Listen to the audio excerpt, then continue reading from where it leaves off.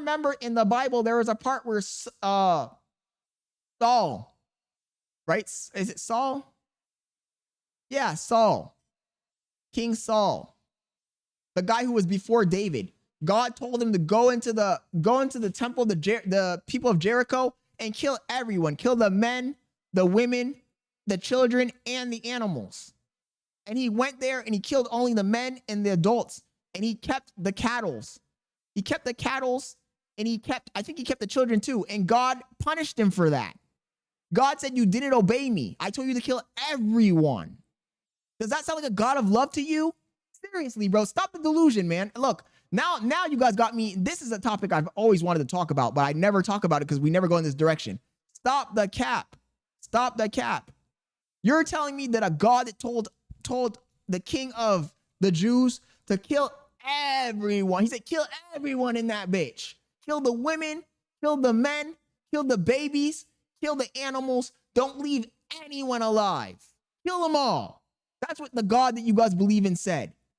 And Saul said, you know what? I'm not going to do that. I'm going to kill the men and the women. I'm going to leave the children and the animals. And God said, how dare you do that, bro? How dare you disobey me? And because of that, I'm going to anoint a new king of Jerusalem, David. That's the whole reason why David became king. David and Goliath, that's the whole reason David became king, because the previous king disobeyed God because he didn't kill everyone.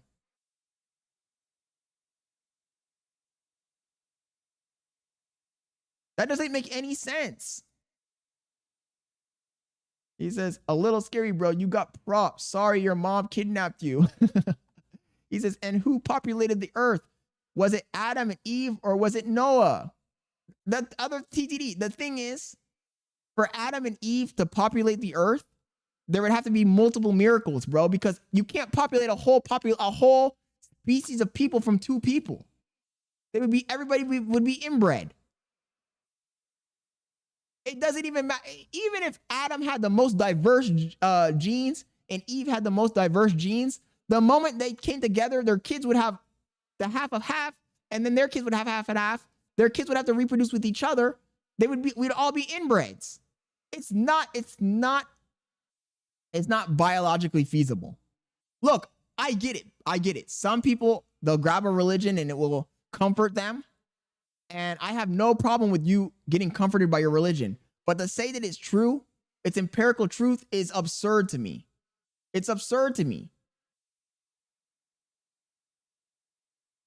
He says, I mean, I would hate religion too. Kidnapped when I was 12. Great. It doesn't even have, look, the craziest thing is it doesn't have anything to do with me being kidnapped, taken to another country, and forced into a religion. Because I think that even if that had not happened, I would have come to the same conclusion. Like, if you start reading the books with an open mind, you'll see all the holes in the book, bro. I'm sorry, dude. I hate to break it to y'all, man, but it's the truth. You can't come to me and tell me it's a God of love when the God is telling you to kill everyone, bro. He says, do what you want, but Jesus loves you. Even Jesus himself, first of all, you know that when Jesus was alive, assuming he exists, if we go by what's in the Bible, whenever I say something that's based off the Bible, I'm just assuming, let's say, that it's true. I honestly don't think it's true, but let's just say it was true. If Jesus was true and the stories from the Bible were real, Jesus himself said he didn't come for the Gentiles, bro. There's a part in the Bible where there's a Gentile woman who has a daughter who's sick, and Jesus says, oh, should I spare the food of the children for the dogs? He literally called her a dog. That's the Jesus you guys are speaking of? The Jesus who calls Gentiles a dog? I think that a lot of people, they believe something, but they never take the time to read it, bro. That's the problem. A lot of people believe something. They believe in a religion, but they never take the time to fucking read it. And then you can't say it's interpretation. If you want to say that the book is literal and this happened and it's a factual, historical fact, and you can't say it's open to interpretation. You can't say, oh no, Scott, you misinterpreted this, because you're telling me it's literal. So is it literal or is it not literal? You can't have it both ways.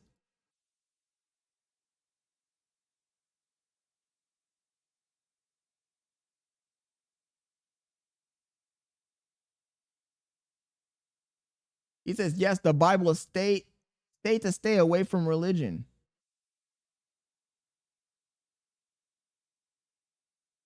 Right here. I'll read it to you straight from the book that you guys believe in, since apparently people don't take my word for it.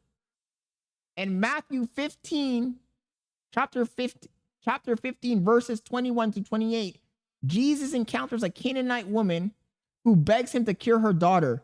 Jesus initially refuses her request by saying, "It is not right to take the children's bread and toss it to the dogs." He called her a dog, bro. Come on.